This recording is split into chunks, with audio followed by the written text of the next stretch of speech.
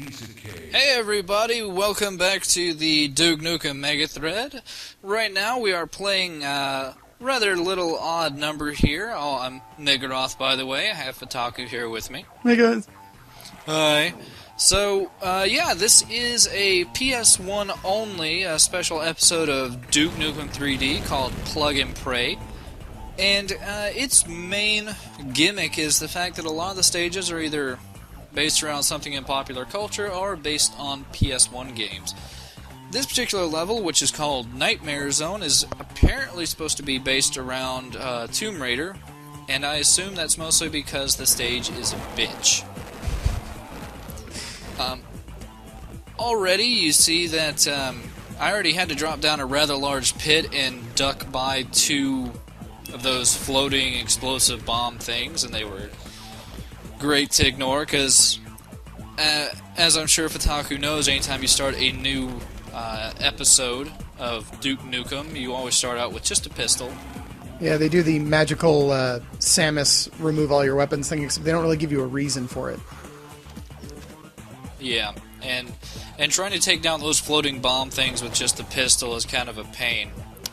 And you know, trying to find any weapons on the stage is kind of a pain, because they kind of start you out with like this weird assortment of like, oh, here's the Devastator. Well, that's a really dangerous weapon to have at the beginning of the game. Or, here's the rocket launcher, blow yourself to hell. And then they give you like next to no, shotgun ammo to deal with a bunch of octobrains in tight corners. Yeah, and I'm seeing they're doing the same reused cave wall pattern. They must have had just that one cave wall texture to use for every Duke Nukem game. Yeah, pretty much. Though, I will say, I don't think there were any snow graphics in Duke Nukem 3D in the original episode, so that's new, and I think the large door graphics are new. And here's a dig trap. Those red lines you're seeing, as I'm sure you might know, are trip mines. And basically, that door right there has a relatively short timer. So what you might do the first time you're playing this, even though none of you will ever play this, is try to run directly into that door. You'll just be like, oh, it's open, you'll run into it, and you'll just blow yourself to hell. And that little section of doors right there is another rather... I guess it's supposed to be representative of the traps and puzzles in a Tomb Raider game, but basically you just had to press on the floor plates in a quick enough succession to where all the doors will open, except hit detection on the plates is sketchy, to say the least.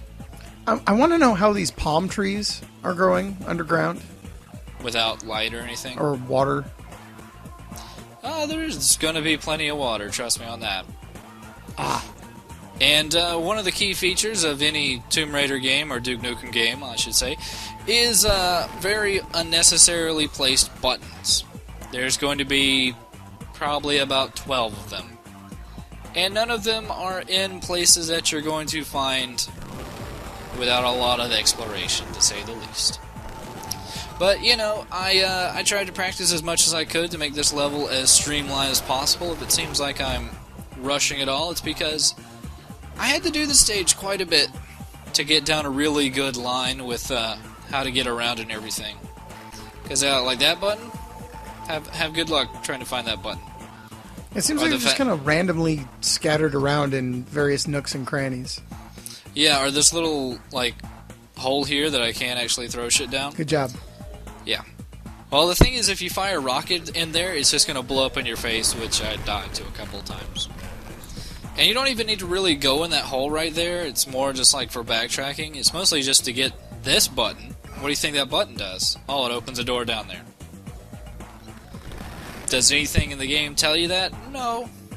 Let's just hope that you decided to realize that there was a button down there. Or that there was a door down there. Or that there's a key there. Playing games today where there's always a giant red arrow or something telling you where to go really kind of makes you realize how spoiled we are today when you realize that, in the past games were like, oh, you don't know where to go next? Go fuck yourself. Yeah, but, this level in particular, in comparison to most Duke Nukem maps, is a large bitch. Are those pig cops wearing dresses? Yeah, actually, the PS1 version of Duke Nukem 3D actually came with some very particular graphic model changes to the pig cops.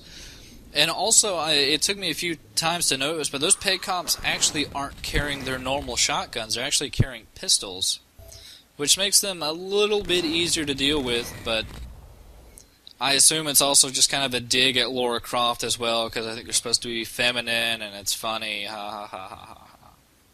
It really isn't funny. I know. But you know what else isn't funny? Tripwire traps? Yes. How many tripwire traps, you may ask? How many tripwire traps? A lot. Thank you. You're welcome.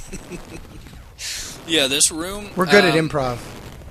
Yeah, whose line are we saying now?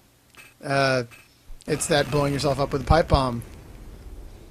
Yeah, actually, I don't know if you noticed, but I actually did have to load a save there. I kind of died in this room, and it's because it's very easy to die in this room. There's basically two sets of very low-laying trip mines there, and there's really no way to jump over them, because you might be able to like get over one, but actually getting over the other one is not very possible. So even if you get past like the first set and you get like getting cocky, you might just run into like the next set and you'd blow yourself to hell.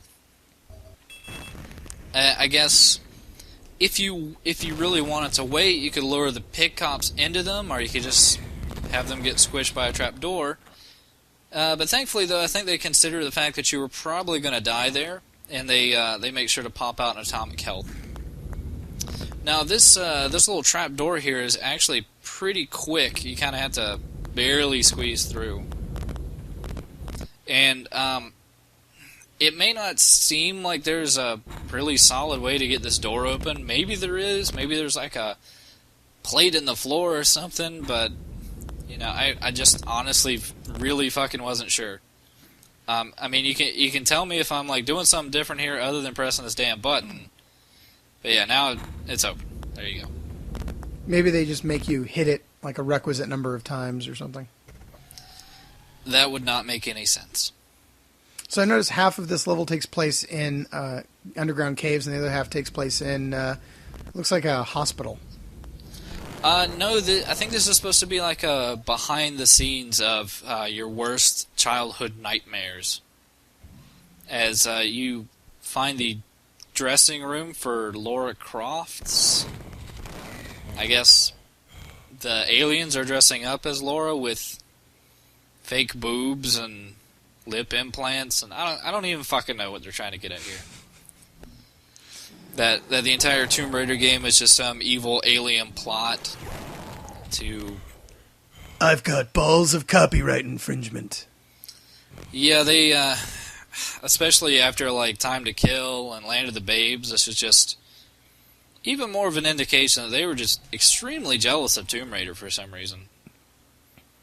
But all that aside, we now have 2 keys, and that's 2/3 of the way to our goal, which is inevitably to get the red key. And, you know, you may be thinking, oh, this has been pretty easy so far. And you'd be wrong. You're dumb. Why are you watching this? Stupid. Why am I watching this? Imprisonment. Indentured let's play-itude. You're a Thai ladyboy. So, yeah, now that we have the 2 keys that we grabbed in that little underwater area, we can continue to explore the rest of the level. And you may have noticed that, you know, that particular part of the level took up most of the time, and really, you can pretty much skip to the final area of the level to get the final key, but first there's some important things you want to get before that. And that's mostly to make sure you're properly equipped for the next stage. Just, yet again, you know, you start out with like next to no ammo, and the game is pretty frugal about it, so it's best to try and stock up as best you can. And you may notice that right now I still don't even have the chain gun, so Just the weapon placement and all that just doesn't make a lot of sense. And now it's time for awkward button puzzles. Hooray! I remember when shooting the buttons to activate them was like revolutionary. Yeah. So you shoot that button to shoot this button so we can open up that panel, but that's not the only thing it opens up. What it then opens up, you have to stand on this middle platform here, look upwards awkwardly. There you go. And mighty boot the button. Yeah, I cannot explain how horrible the PS1 controls are for this game. But first, another secret. For some reason, we're finally gonna get the chain gun or the Ripper, which is good. Also, awkwardly enough, we're gonna get some energy for the Shrinker, which I don't actually know why, because there's not even a Shrinker on this level. So, mystery there. But yeah, the control setup you basically have 3 available control setups. There's Nuke 1, which is default and it's awful. Like, you have to hold down a button and press directions to strafe. It's mind-numbing. There's Nuke 2, which just switches up the strafe and fire button. It's massively different. Or there's one called Doomed, which is actually good, if that tells you anything about how shit this is. And that actually gives you, the 2 of the shoulder buttons to strafe. The problem is they also make one of the shoulder buttons kind of a catch-all for everything else. You have to hold down one of the shoulder buttons and alternate between, L1 and L2 to, look up and down, or hold down R2 and, press triangle. It's these, weird, awkward button combinations. It's just mind-numbing. It makes you do the Konami code to save your game or something. To jump, basically, yeah. But, yeah, so basically, as you might have seen there, we actually needed the blue key to just open a door to immediately need the yellow key. So hopefully you knew ahead of time that you actually needed both those keys and where they were, because otherwise you'd use one key only to find out it doesn't lead to any goddamn where. So, and guess what? More switches. Guess what they do? Fuck if I know. They spawn in enemies. Yeah, they spawn in some more enforcers, and it's not just a few enforcers, it's 6 of them. 6 of them in a very, very confined area. Well, at least they're not coming at you with explosives. Enforcers are just as bad, as you'll see here. Yeah, there goes about 30 health. And, there is absolutely nowhere to strafe in here, so hopefully you brought your atomic healths and your portable medkits, because level's not over yet. Nope. With this, actually that jump right there is a lot harder than it seems, and it's especially made more It seemed pretty easy, actually. It's not. No, it seemed really simple. I bet. You baby. So yeah, actually it's weird.